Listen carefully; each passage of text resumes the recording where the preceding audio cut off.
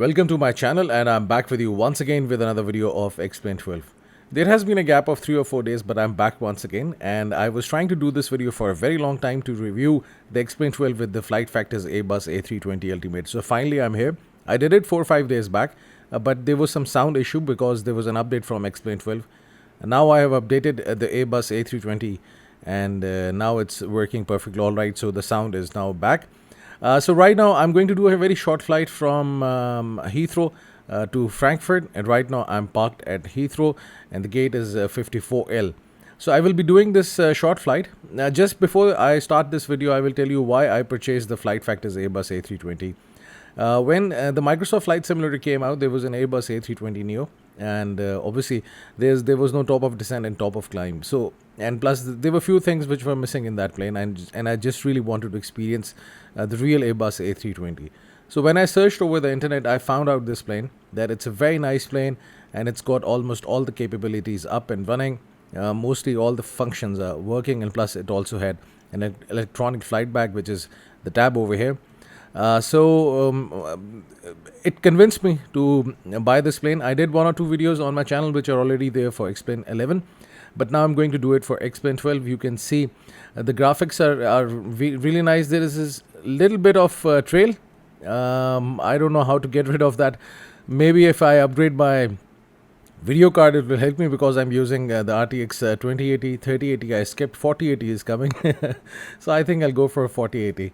Okay, so right now let's have a look at this plane from outside, because it looks really nice from outside as well. Some nice graphics. You can see I'm using the default livery for the Airbus A320, and the airport is full right now. Okay, so you can see I will be taking off from this runway 9 left, and it's cloudy, so I will be experiencing some cloudy weather during the flight. Okay, let's go inside the plane and let's start the plane. The only thing that I'm just figuring out is the color of the panel. It's very dark. It's almost like black or dark gray. I don't know whether for the real Airbus A320 it's like this or not, because I think it's slightly light. But anyhow, so once we have this system up and running, I will show you the flight.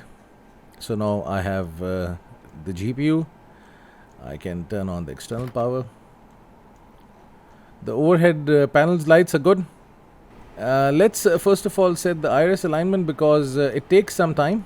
I have although set it to 10 times faster, but still it takes a lot of time. I think this is some kind of a bug, because it resets every time as well. If I change it to 10, it goes back to 1 even if it's selected as 10. It takes some time, but this is a very negligible thing, because given the capabilities of this plane and the experience that this plane gives you, I think you can ignore this, because it takes around about 7 minutes for the iris alignment. So before I start the flight and everything and configure the FMC, let's go and see over here in the electronic flight bag. You can set the fuel, you can set the passengers, you can set the cargo. I'm actually making this video keeping in mind that mostly the people who are watching this video are not really used to the Airbus A320, and they have not done so many flights with that. But obviously if you've got some experience with the Airbus A320, whether the Tolis Airbus A320 series or the Phoenix Simulations Airbus A320, then you can figure out the differences and everything. So the fuel required will be 6,317. I'll keep it at 6,400. I'm not paying from my pocket, so I won't really care about it. Passengers, let's take the full passengers. Oh, sorry, let's change it to stairs, because there is no gate. Okay, and let's call the stairs.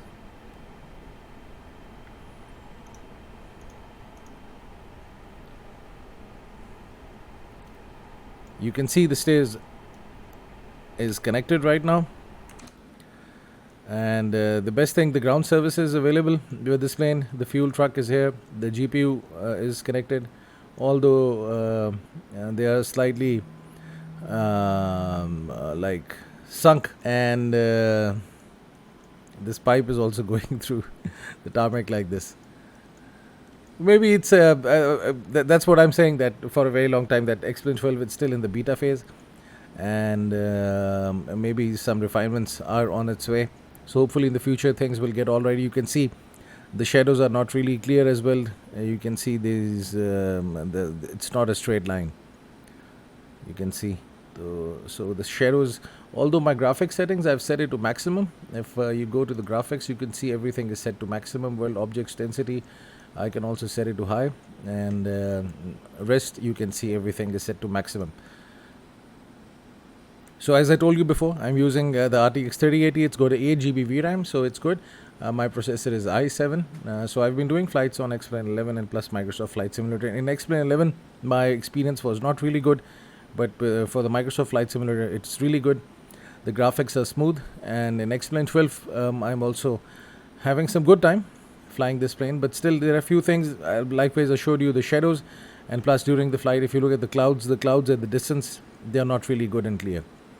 You can see that it's not a big difference. So maybe in the coming few updates these issues are fixed, but to be honest with you, I've got a very different association with the X-Plane series, because I started flying planes, although in Microsoft Flight Simulator, the older version, but the simulator that afterwards which I selected was X-Plane 11, and I just learned a lot from X-Plane 11, and it's been a great learning experience for me in X-Plane 11.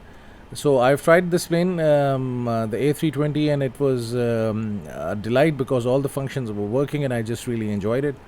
Although I had a 350, for that the sit and star was not available. So that was the issue. Now let's set the cargo, and let's call in for the cargo, and let's set the cargo to 3000.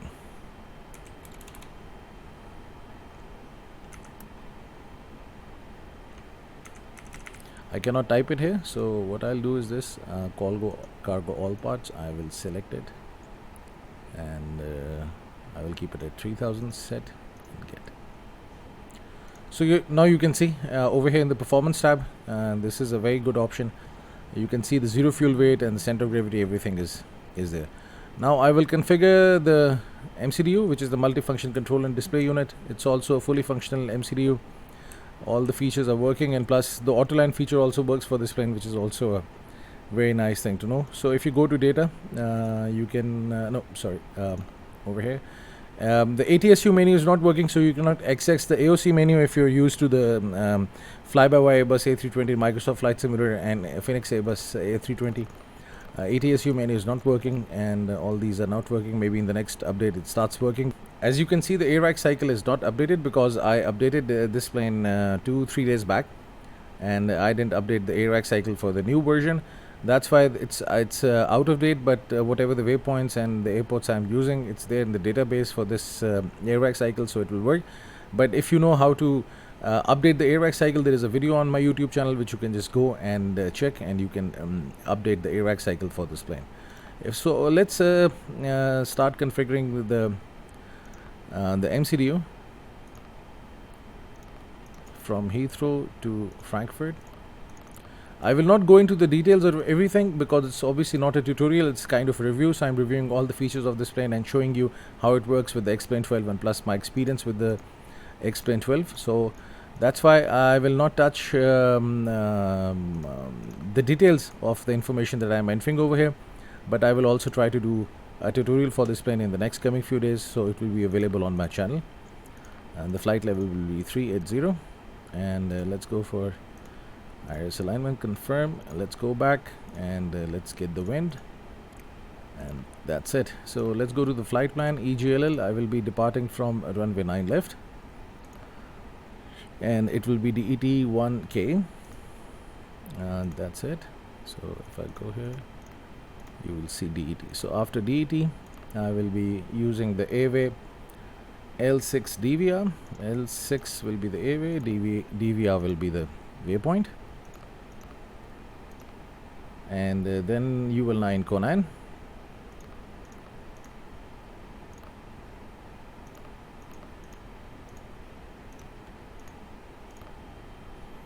Then UL 607 to SPI.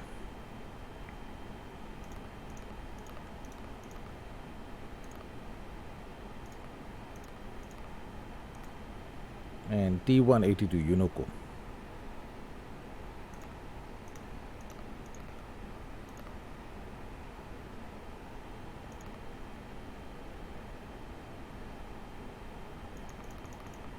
You see, so this is an issue. So if I try Unoko directly instead of using an AV, yeah, it worked. So you can also do this. Now for the arrival, I will use runway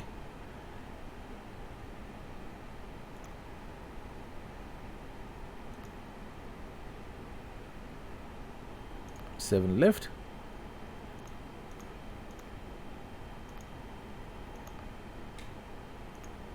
One H.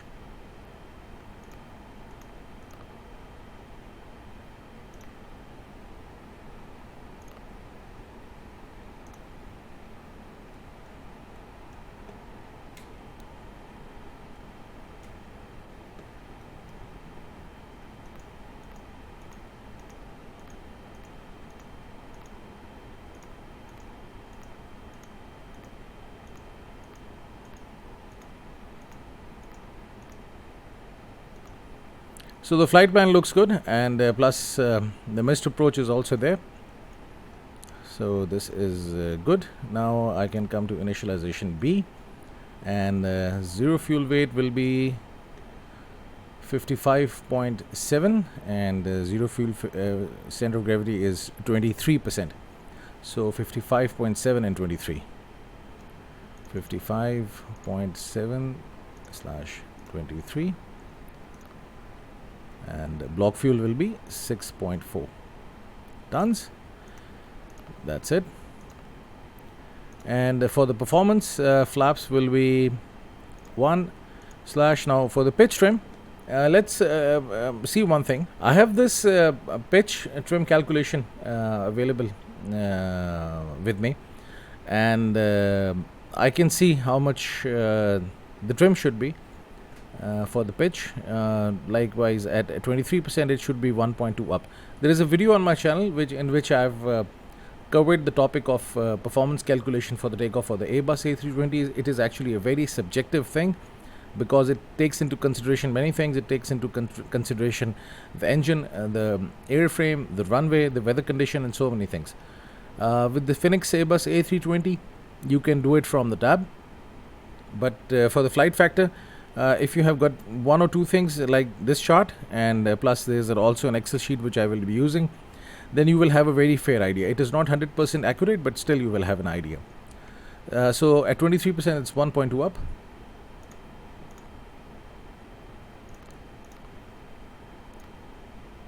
Okay. Flex to temp I will not be using. I will be going with full throttle. That's Toga, so no need to worry about that. Now coming to this site, this performance calculator is for A32NX CFM. That's the engine. So as I told you before, this is a calculator which is available over the internet. There is a video. You can just go and watch that video, takeoff performance calculation for the Airbus A320, and you can follow the link and download this Excel file. So the runway heading is 89, but as you can see, it's not taking into consideration the airport as well. So because there are so many things that are taken into consideration, so that's why it's not there. Airport elevation is 79, but with this I will just have a very slight idea of the V1, VR, and V2. Length I will just keep it at 3000, because I'm telling you it's not accurate, so I'm going to skip some of the information. The wind is 270 degrees, and the speed is 04 knots, and the temperature is 20. QNH is 1025. Runway condition is dry. Takeoff weight total. Let's check the total takeoff weight. 62 tons, so I can enter 62 over here. Thrust will be Toga, the full takeoff and go around. Flaps 1 + F, air conditioning on, and center of gravity is 23.1. Now you can see the VR, V1 and V2 is calculated, so it's 145, 146 and 146. So that's it. It's easy, and you can plus see the trim calculation has also been there, 1.2 up. I've already referred to this one of the sheet as I showed you before. So if you don't have that sheet, or you don't take the screenshot of that sheet, you can use this information for the trim calculation as well. So it's 145, 146 and 146.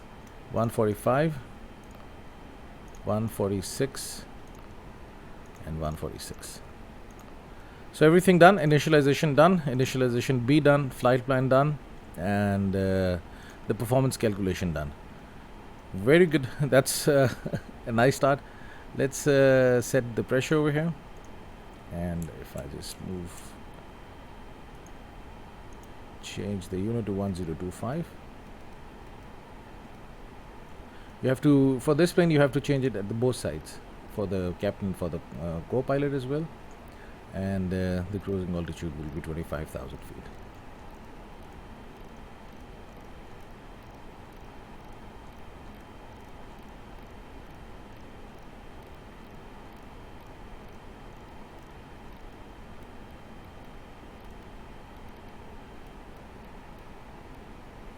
With this, I can call off the ground services because I'm not going to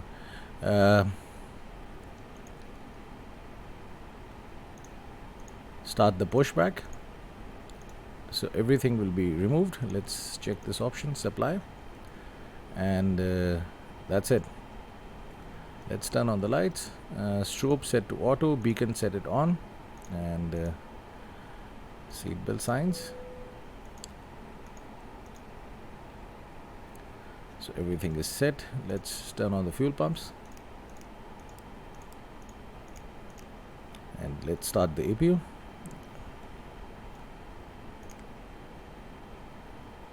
Great.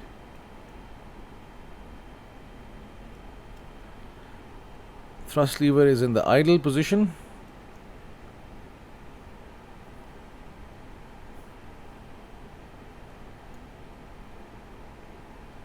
One more thing I would just want to show you is the integration of the X-Plane 12 with the SimBrief and plus the Navigraph charts. So this is the Navigraph charts layout, and you can see it's working perfectly all right with X-Plane 12. There is a good integration. If you see this this arrow is highlighted, and it says enable moving maps. So once you're taxiing on the taxiways, you can see your plane moving over here, and plus during the flight you can also see the plane. And this is because of the subscription of the Navigraph.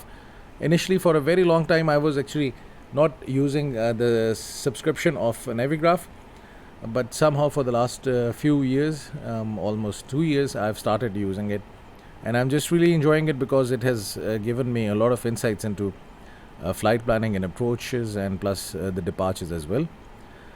So this happens because of this Simlink updated from Navigraph, because it's running at the background, so it automatically gives information to Navigraph of the plane coordinates, and it's shown over the charts. If you're using Microsoft Flight Simulator, it is already there within the simulator. You don't have to come out of the simulator to have a look at it.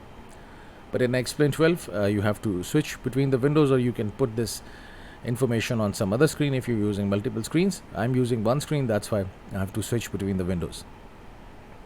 So it's a very nice integration. During the flight, I will also show you how you can track your flight on the charts over here. So now the APU is available. I can turn on the APU bleed, and I can disconnect the external power, and I can call off ground services. Now I can call for the pushback. The pushback is not working really well, although it's working. Initially there was so much information on the social media that the pushback service is not working, but it works. It takes some time, but it works. So I have to actually turn left for the taxi to actually go from here. So I will request the pushback tug to steer the plane to the left.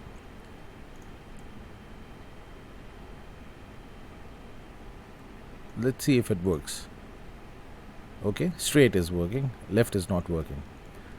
So only straight option is working, left or right is not working, but it's doing the job. Maybe in the future this issue is fixed, and plus there's any good plugin available. I will also try to search over the internet for any plugin. If you know it, you can also share it with me if it's already there for X-Plane 12. Otherwise we have to wait for a good plugin to be available for the X-Plane 12 for the pushback. So the tug takes some time. Where is the tug? Yes, here it is.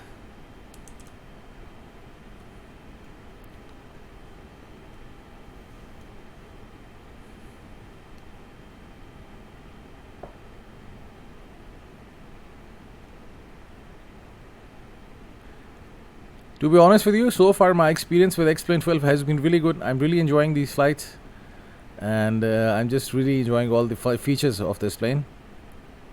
As you can see, everything is working perfectly all right. There are no glitches, no issues, nothing, and everything is good about this plane.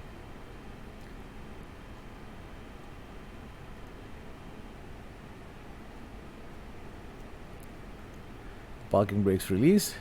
Oops.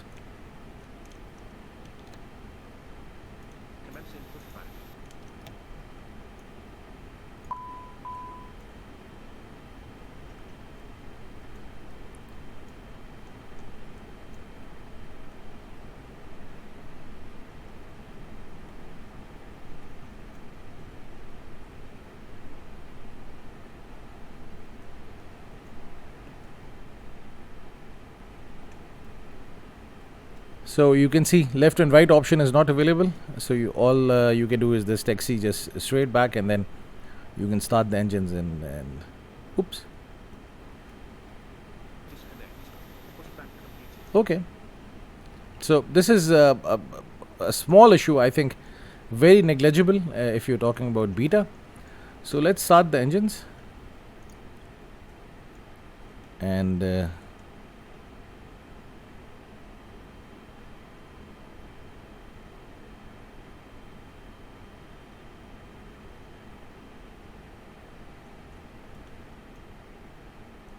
let's do it again. This is some issue that I've figured out. It's that it takes some time.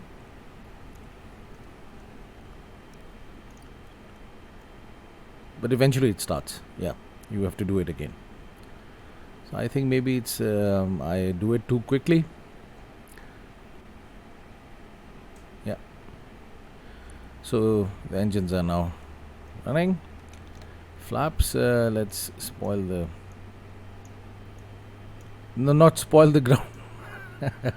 Activate the ground spoilers.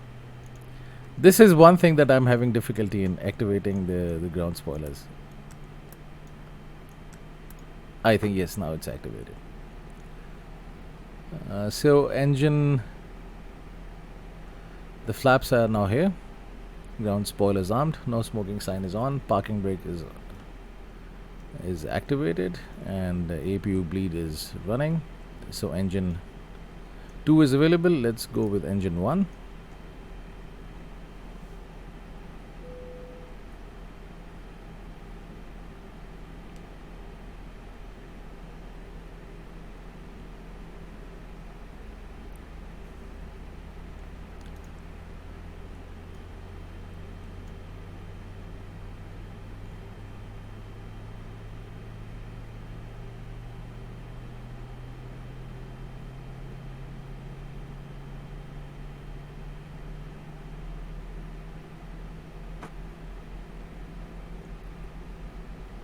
So engine 1 is also available. Let's go out and look at it.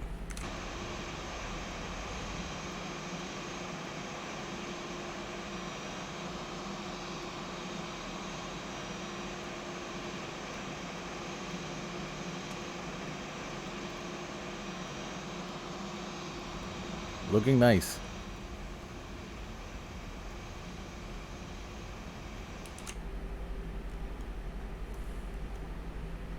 So now both the engines are available.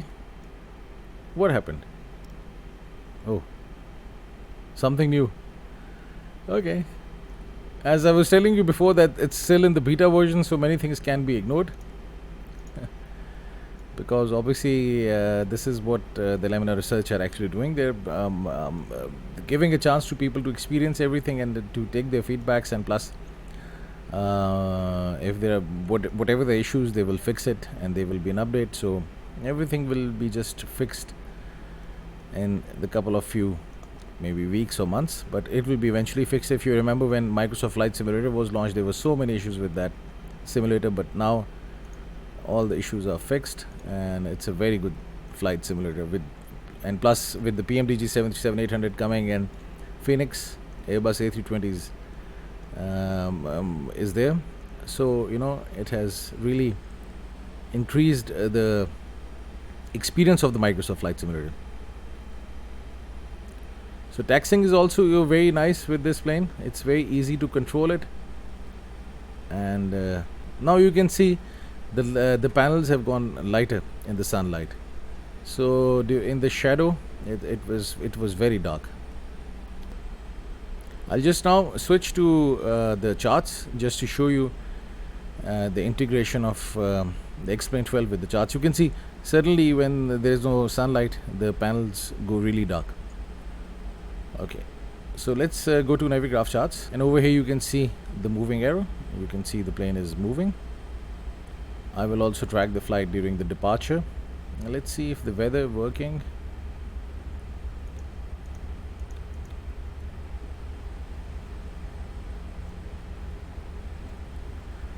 The weather is not working really good, so I think I can just stop here.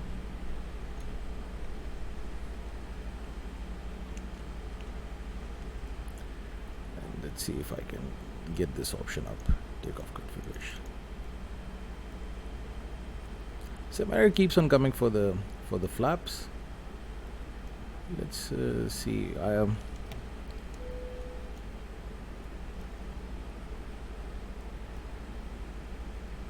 Let's do it one more time.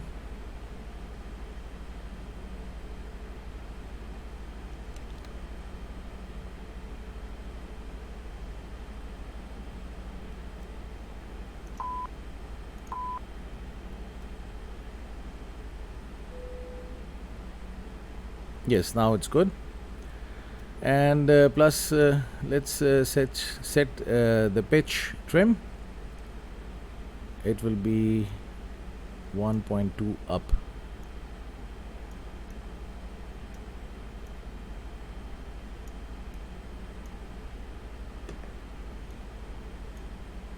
You can see you can adjust it as well. Let's get back to takeoff configuration. So everything is good. Let's switch it to engine, and now I can go for the takeoff.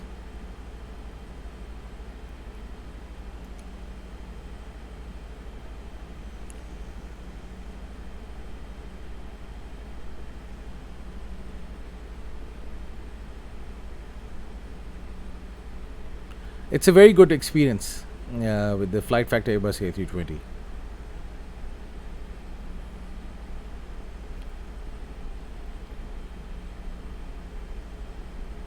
Because I am more interested in learning about things about aviation, so I really like a plane which has got all the things working in it, all the features available, a proper MCDU or the FMS, so that I can learn how to interact with the instruments properly. So I just really enjoy all these features. The next coming few weeks I'm planning to upgrade to 4080 as soon as it comes. So let's see if I get enough money. I will do it. Okay, so here's another runway 9 left. During the breaks this jerk is coming, but I think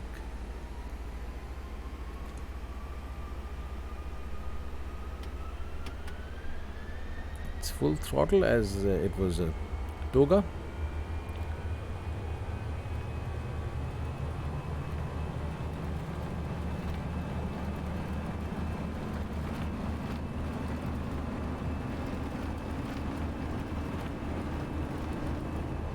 Rotate.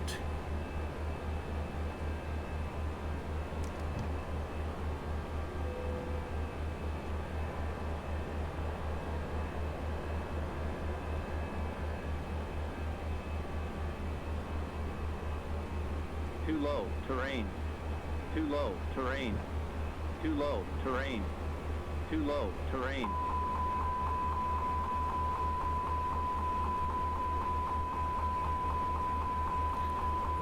think there's an overspeeding. Let's increase the vertical speed.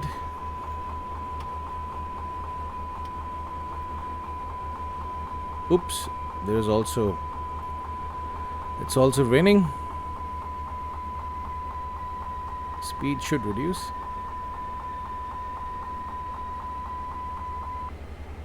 Yeah. Actually, the flying physics of different flight simulators is different. I'm more used to the Microsoft Flight Simulator because recently I've been flying Microsoft Flight Simulator a lot. So that's why during the takeoff, you have to get really have to get the feel of everything. So that's why I had to now track the flaps. So everything is good so far, and you can see the plane is not following the flight path. Let's get the plane on the flight path.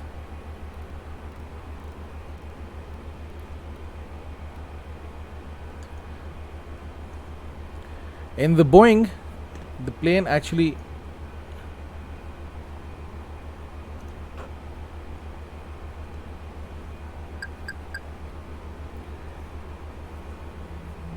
follows the flight path automatically once you turn on the autopilot, but over here in the Airbus you have to use the heading feature in order to follow the flight path.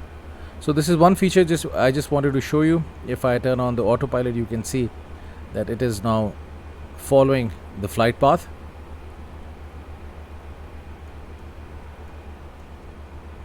Oops.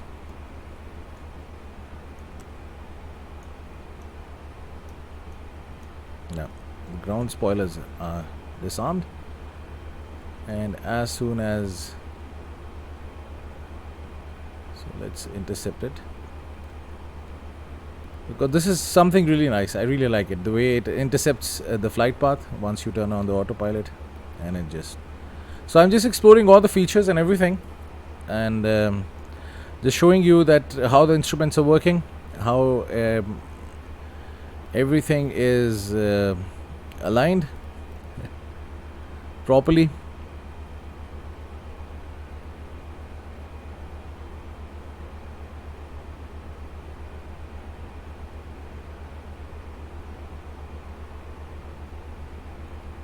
Although there is a restriction over here for 6,000 feet, but I'm just climbing straight up, because if you consult the airport charts, it says or the SID charts, it says that you have to be at 6,000 feet, but you have to wait for the ATC clearance as well to climb up, because it gets really boring, because the plane keeps on going straight in a straight line for some time in order to reach 6,000 feet, and plus it keeps on flying for a very long time. So I just avoid it during my departure. So if I go to the airport charts, the charts over here, and if you look at the departure, you will see I've taken a DET 1K, because 1J was for 9 right and 1K was for 9 left, and you can see the soon plane will be reaching DET, and then will continue with its flight. If I look at the overlay charts, you can see them over here. So this feature is really good, as you can see your flight in the Navigraph, and you can see where your plane is going. So it's a very nice feature, because the main purpose of this video to actually explore all the features of this plane, and just to review them, and just to see whether all the features are working good or not, and plus to see its performance with X-Plane 12, because mostly people will be planning to purchase planes for X-Plane 12. So I will recommend this plane, because as you have seen that during the takeoff there were many things that were happening, and I was getting those alerts properly for the overspeed, for the flaps, for the ground spoilers. The flight warning system is working perfectly all right, and you can see that if you want to learn things about the Airbus A320, it's a very nice plane. So it will give you a very good opportunity, and plus the top of descent and top of climb is coming. This is the one best feature of the X-Plane 11 and 12.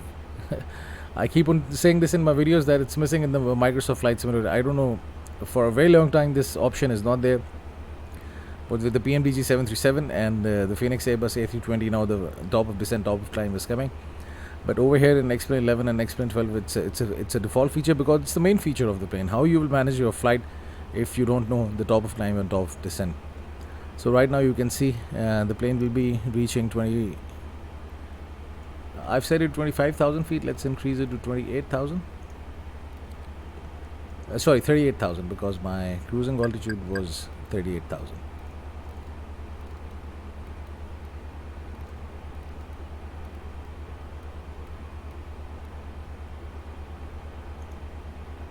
Now it's in the manage mode. You can see the manage mode is working. Initially it was in the selected mode, so that's why the vertical speed option was coming. So and you also see open climb over here, but right now it's a managed climb, so that's why climb is coming. The thrust is set to climb, so it's good. This check gross weight option keeps on coming, and this is I think some. Why the rudder paddles are. Actually, my controller is old now. It's been 6 years. I'm using it. I have to change it. So that's why you can see the rudder paddles were shaking. It's not a fault in X-Plane 12 or the plane. So this check gross weight option is keeps on coming. I cannot interact with some of the features because of this error. Because the gross weight changes. I don't know why this thing is happening. I've tried to figure it out. I spent some time, couldn't find it out. Maybe it's some issue in this plane, which will be fixed in the next few updates. But you can ignore it.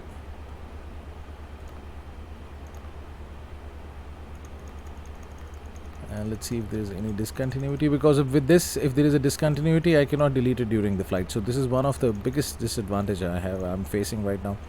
The zero fuel weight is 55.7 because the gross weight change is 61.1. It was roughly 62, and it was the center of gravity was 23.1. So this actually difference during the flight gives this error, check gross weight. So I've been actually trying to fix this, but I can't. But you can just ignore it because I'm just ignoring it for a very long time.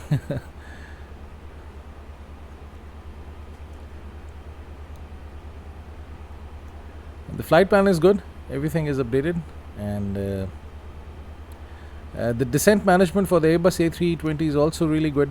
I just learned the proper descent management using the Phoenix Simulations Airbus A320, and I just really enjoyed it. It's a very nice descent management, and it also works really nice in this plane. During the descent, I will show you once I'll start my descent, and you will see. Let's see on the Navigraph charts. Now you can see that the plane is moving on the charts as well. You can see L6 to DVR, and then UL9 to Conan, and then UL607 to it was SPI, but this airway was not available in the database because I have to update the AirAC cycle for my plane. Once it's updated, it will also appear over there. So this is the departure and this is the arrival.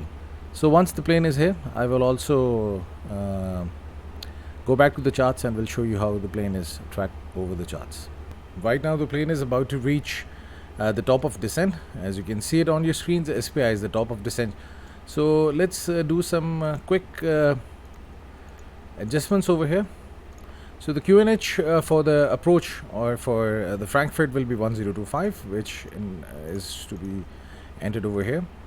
Temperature is 20, and the wind is 05007, 050/07, and transition altitude will be 5000, and MDA will be DH is 50 feet.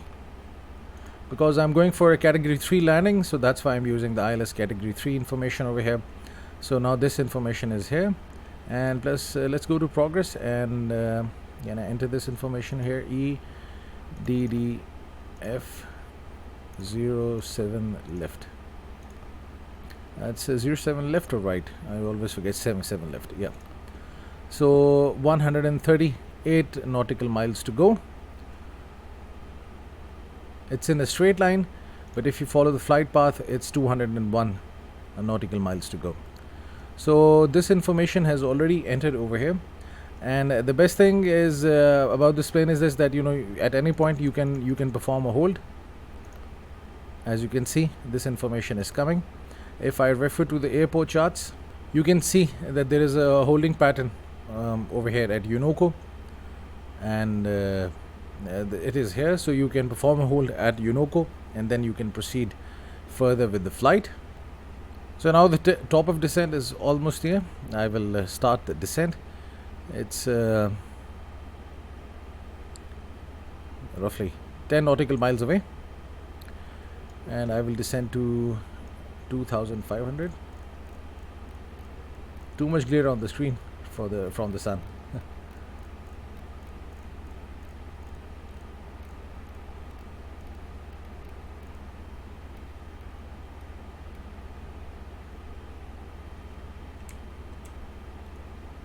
The only issue in this plane is this, that during before the flight you can move left or right in the cockpit, but once the flight starts you cannot move. So this is one of the main points that I found out, which might stop you from buying this plane. Let's see if this issue is fixed in the next coming few updates. So I will just start the descent, and you can see the vertical deviation information is also coming. Altitude is the descent altitude is in the managed mode. That's why you can see the plane will descend to 5,000 feet, and then it will descend further to 2,000 feet. With this plane, I will actually try to go for an auto land, and it will be a category 3 landing. As you can see over here, as in the beginning of the video I told you that in the X-Plane 12 the quality of clouds is not really good if at the distance. The near ones are good, but at the distance you see this kind of thing. Again, speaking, it's a beta version, so it will be just fixed over a period of time. You can see the quality is not really good. That's why there's a distortion, and plus you can see lots of flickering over here. But over here it's good. But wherever there are clouds, you will see this problem.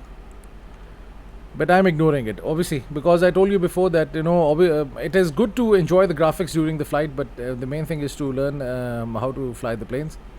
So that's why I have a different kind of an affiliation with the X-Plane series, because it really gives me a good chance to learn about flying and trying different planes. I'm very anxiously waiting for the Airbus A320 from A380 from fly-by-wire. It's been there for a very long time. I'm not really sure when it's going to be released, but I think once it's released, it's going to be a good delight, because the fly-by-wire Airbus A320 is also a very good plane. So A380 will obviously be a good plane. I've never flown it before in the flight simulation, not in the real life. And it is a good plane. I've never flown in that plane before as well, never, because the routes that I take, the Airbus A380 is not available on those routes.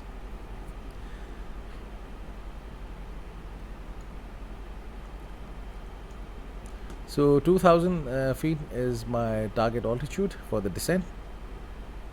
It's going to be a full flaps landing, and the flight path is also updated properly. Right now you can see you're slightly above the descent profile. I think the speed, but eventually the plane will follow the descent profile. As you can see, this arrow with zigzag line is coming. This is actually an indicator when your plane will actually follow the descent profile. So maybe there can be some deviation over here. As you can see, this vertical deviation is coming. If you go to the progress, you can also see that the vertical deviation is also available over here. It's plus 790 feet, so we are above the descent profile. But by this arrow, the plane will be actually following the descent profile, so nothing to be really worried about. And this is what I was telling you, the descent management of the Airbus A320 is really good. I really enjoy watching the autopilot actually adjusting the descent profile and then descending exactly to the given altitude and then performing an ILS. So I'm really comfortable and really happy while I'm doing a descent with the Airbus A320. It really gives very good insights into the flight. Now the plane is about to cross Unoko, and from here the proper approach will start. And if I go to the charts, I will see this plane over here. So as I was telling you before, the integration of the Navigraph charts is really good with X-Plane 12, and it shows you your plane on the charts. And if I click this option, you can see I can see it over here as well. So the plane will actually take this route, and from here it will take a left turn, and then it will land on 7 left. So at this point, if I go to flight plan and if I select Unoko, I can also start a hold. You can see it's coming, and I'm not going to do it right now because but you can just like insert temporary and you can perform the hold over here.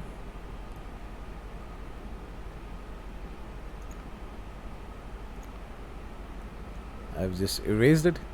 And one more thing, the secondary flight plan is also working for this plane. So you can also have a secondary flight plan. If you want to make any changes to the flight plan, you can just do it over here. Check the secondary flight plan, and then you can activate it. So it's really good. So right now the plane is at 19,100 feet, and soon the plane will be landing at Frankfurt Airport. This white line is for the missed approach, and you can see the plane is following the constraints. At this point, the flight level should be 11,000 or more than this, but it should be 11,000.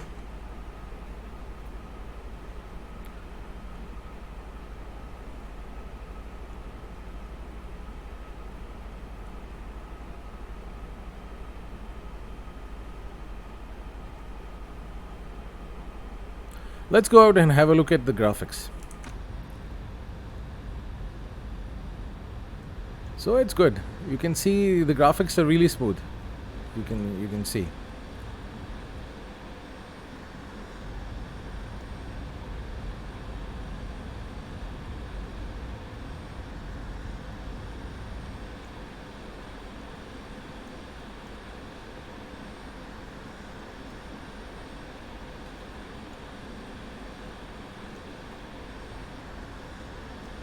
Wow, it looks nice. But just I was telling you, just look at the shadows. These lines over here, the shadows are not really smooth. So maybe with some new updates coming in, this will disappear. But this is something that you can ignore.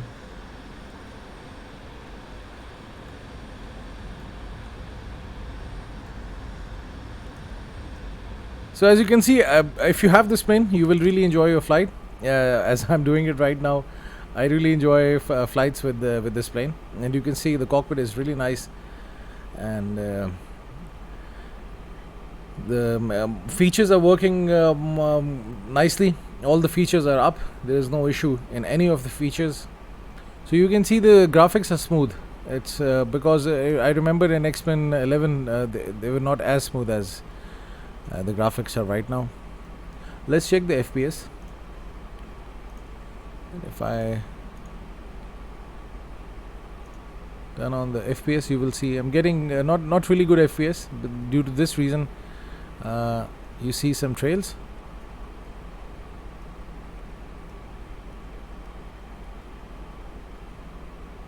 You can see. But if I just zoom in and you reduce the number of objects in the world, it goes up to 32.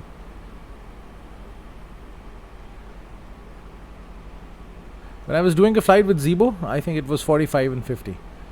But with this plane, it's slightly low. It's 26, 27 FPS.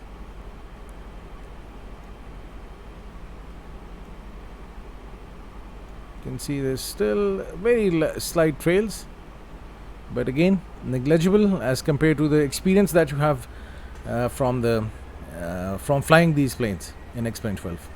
Now the plane is below 10,000 feet. I can activate the LS. The transition altitude is 5,000 feet, so below 5,000 feet I will change the barometric pressure from standard to the given one is 1025 QNH. Let's have a look at the Navigraph charts. What a nice tracking. It's really a good feeling to see the plane on the charts like this. And can I see it over here as well?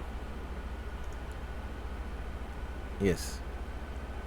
So let's switch to this view, because then you will be able to see the plane actually coming for the runway. As I'm telling you that I will be going for an auto land. I have been very bad at the landings, but with this Airbus coming in, my job is done. It's easy for me, because for me, obviously I'm not a very regular person on the flight simulators. I don't do it on daily basis. Whenever I get time, I do it. And once I fly the planes, I'm usually making videos, so I don't get so much time to practice the landings. So my landings have been really bad. If you watch all of my videos on the channel, you will see the landings have been really bad. So before every video, I just give a disclaimer that the landing is going to be bad, so don't mind it and just ignore it. Because landing is just like the most important part, obviously, because if you take off a plane, you have to land it, but it's something which happens at the end of the video, so just ignore the that 30-40 seconds of the video and just focus on the rest of the video. So right now 25 FPS I'm getting. You can see even the borderline is not also really clear. You can see it's not a really straight line, but the view is nice. I wish I ever get a chance to sit in a cockpit like this during a real flight and experience this view, especially when I'm flying the plane. After hearing my landing story, I don't think so anybody would like to fly with me in any plane.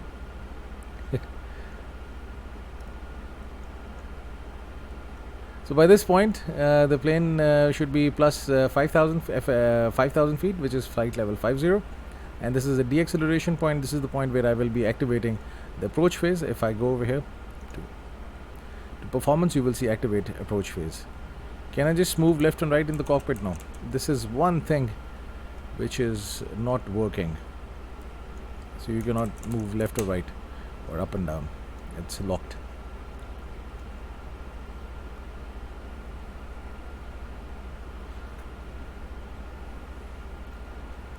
As more and more world elements are getting loaded and the plane is coming near to the ground, you can see there's a further drop in the frames. So as you can see, this is a very nice study level plane. A few days back I was just reading one post on the Facebook page in which somebody was asking whether a certain plane is a steady level plane or not, and somebody really commented that it's a marketing gimmick. There is no such terminology as a steady level plane. I tend to agree with this terminology, steady level plane, because there are two types of planes available in the flight simulation. One which has got very basic features working. You can just fly a plane and you can land it, but when to retract the flaps, extend the flaps, where is the top of descent, where is the top of climb, and plus all the information, it's missing from those planes. And this really makes your flight very difficult, because initially I remember in X-Plane 11 when I was flying the default Boeing 737-800, which comes with the X-Plane 11, there was no information for the flaps. So I didn't really know when to retract the flaps or to extend the flaps, or when to reduce the speed. So it was just like done on estimates. If you watch my old videos, I've been doing everything on an estimate basis. But with this plane and plus the Phoenix simulations, Airbus A320 coming in, I really opened some manuals for the Airbus A320 and I tried to learn a lot about them. I've been reading lots of articles and plus the manuals. Not really going into the depths, but still trying to enhance the knowledge so that I can do a good flight, close to the realism, not as real as a pilot can fly, because obviously I don't have any which you can say a background of the education for these planes. Obviously, you have to attend classes and you should have proper instructors telling you each and everything about these planes. But whatever I was able to learn through the internet, I just try to experience it, and I try to share my experience with you guys. So that's why I tend to agree with this terminology. And the study level plane, it's a very nice study level plane. PMDG 737-800 is also a nice study level plane, plus Zevo Mod 737-800, then Level Up 737 NG series, and these planes have given me a lot of chance and room to learn and to know about the instruments and everything. Especially with the Boeing 737-800 by PMDG, I really, and plus with the Zevo Mod, I'm really enjoying starting up the Boeing 737, because starting up procedures for the Airbus is very easy as compared to the Boeing 737. In Boeing 737, you have to move lots of switches. So it took me like around about 3-4 days to understand how to start the Boeing 737-800 from the cold and dark state, and it was really a good experience. Because the Airbus A320. I was just thinking in my mind that how I will add A320 to Boeing, because it's Airbus A320. Anyhow, sorry. These fumbles do happen. I don't do the retakes because I said to tell you that I don't get enough time, and the weekends are the only time for me. Nowadays, this is a long weekend for me, 4 days off. So I'm Tuesday, Wednesday, Thursday and Friday is off for me, 4 days. So I will try to do as much videos as I can, and plus I'll also try to focus on some tutorials as well. So now you can see that the acceleration point is coming near, so I can activate the approach phase and confirm it, and now the speed will reduce further. With this, I can extend the flaps.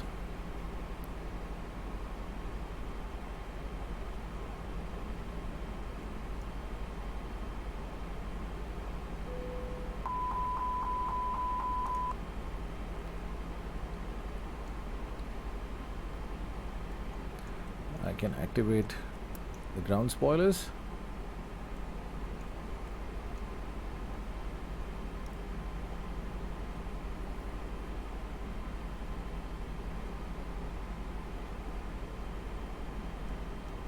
Let's check the radnav.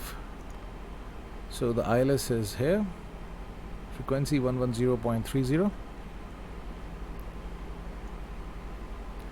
Let's check the Navigraph charts. It's not correct. It's 111.75. This is for the first time happening. I think it's because of the air rack cycle. 111.75. Now it's correct, and you can see this time it is coming for the lateral alignment, and for the vertical alignment it should come over here, if any. So this is good. Now it's here. I actually started to get worried because this time it appears I didn't have the patience to do this video all over again, or just to do this approach thing, because it's very difficult to then join two different videos and do it all over again, because after 2-3 hours you just lose the energy. If I redo it, my energy levels will not be the same. so you don't want any mishaps during this. Okay, let's extend the flaps further, extend it. Now let's change the barometric pressure to 1025. It is 1025. Sorry, over here, not this one. It is 1025. If I go to performance, yes, 1025. Progress 17 nautical miles to go.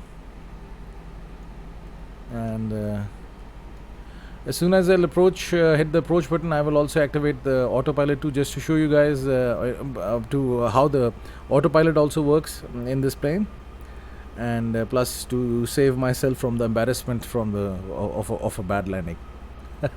So I will be just making my life easy and saving myself from some embarrassment after doing a wrong landing. Can I see the runway? So here's the runway.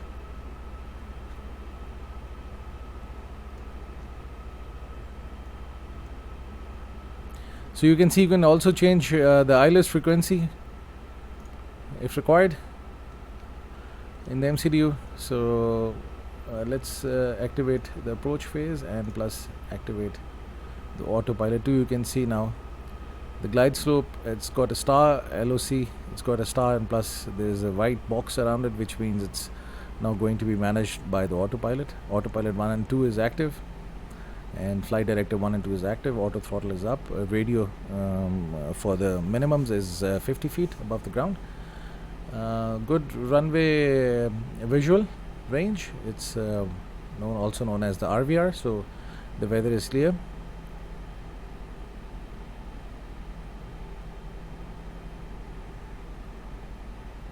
I can further reduce the speed. The flaps is set to 2. Let's set the flaps to 3. Just 6 nautical miles before the runway, I will extend or lower the gears as well and extend the flaps to full, because I'm going to perform a full flap landing as it's set over here. Configuration 3. Yeah, you can see full is active. So the speed is 120 knots, or the approach speed coming as 134 knots. So but as I'm going to do an auto landing, so that's why the autopilot will adjust the speed accordingly. I'll only have to lower the gears and extend the flaps, and everything will be done by the autopilot. Let's decrease the range, and over here it's a 5 nautical mile circle. So just outside this circle, when the runway will be here, I will lower the gears and extend the flaps to full. So let's wait for the landing, and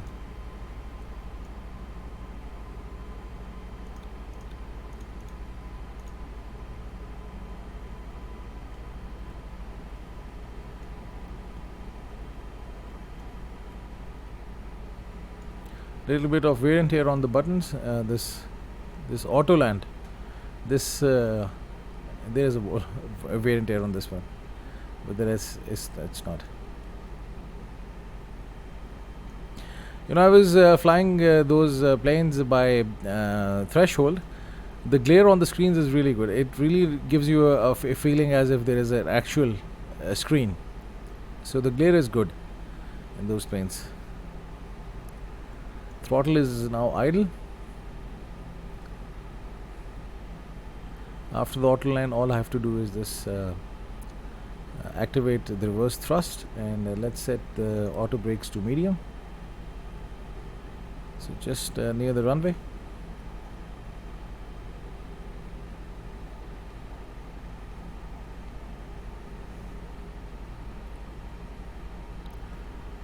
So I hope you guys have enjoyed this video, and you like the features of this plane.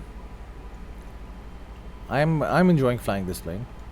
The next video I will be doing it for the Megapack's Airbus A330 300, which is now available for Microsoft, because Megapack was one of the projects that started initially with the Microsoft Flight Simulator, but it was just like abandoned for quite some time. But now there was an update available for that plane.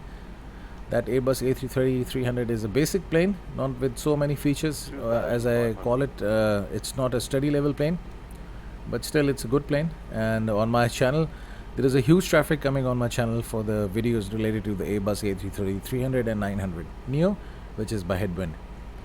I don't know if people are really liking my channel because of the Airbus A330. Although I've done reviews and tutorials for so many other planes, but that's one of the most favorite planes, and I think people really want to enjoy the 330 as well. In X-Plane 12, there is also an Airbus A330 available. It's got the same FMS as of the Boeing 737-800, because it's a default FMS for the X-Plane 11 and 12, the same one. Okay, let's lower the gears, and let's extend the flaps to full, as you can see. So at the flight warning system, you can see the checklist for the landing is coming. Landing gears down, signs on, cabin check, spoilers arm, flaps full. In the Airbus A320, the flight warning system is also really good.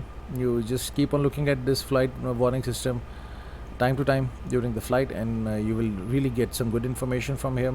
Plus, as I showed you before, for the takeoff configuration, the checklist was coming. For the landing, the checklist was coming. So now once the plane is in the landing configuration, you will see all this information coming over here. I've not tried any flight with X-Plane 12 with the ATC communication. I will also try to make some video in a day or two just to show you guys if you do the communication with the ATC, how it's done. So right now everything is looking good. So far you can see the weather is not weather radar is not working well, and if I turn on the terrain radar,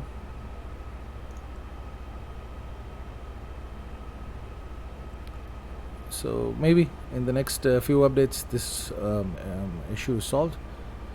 People in the Microsoft Flight Simulator are also missing the weather feature a lot because the weather radar doesn't work in the Microsoft Flight Simulator as well. It's a very good thing to have during the flight. You can see where the clouds are, heavy clouds and light clouds.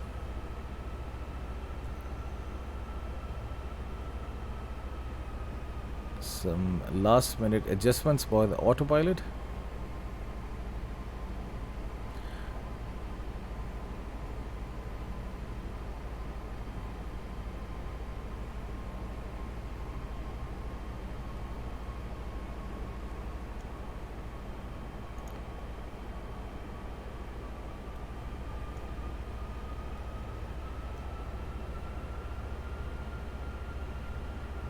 $500. 500 feet above the ground.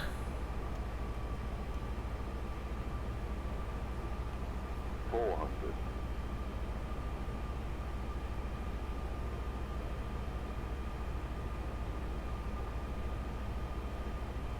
300. It's slightly low. Look at the PAPI lights. 3 are red. 200. But anyhow, if anything wrong goes, I will just put it on the autopilot. I will not be blamed for bad landing. Just 30 feet above the ground, it will perform 50, 40. flare. Now the flare has been performed by the. Retard. Retard. Now it's touchdown, and plus with this I can activate the reverse thrust.